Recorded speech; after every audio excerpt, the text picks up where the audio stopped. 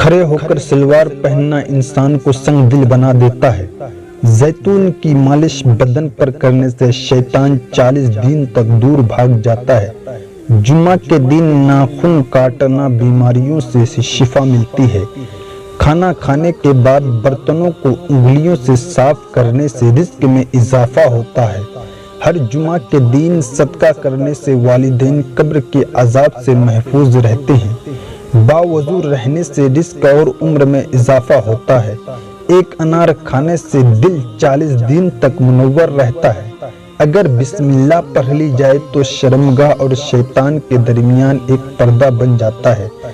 اگر آپ کے پاؤں سن ہو جائے تو درود پاک پڑھنے سے فوراً ختم ہو جاتا ہے، اور جو شخص نہار منہ 7 کھجور کھا لے گا اس پر کبھی کوئی جادو اثر نہیں کرے گا۔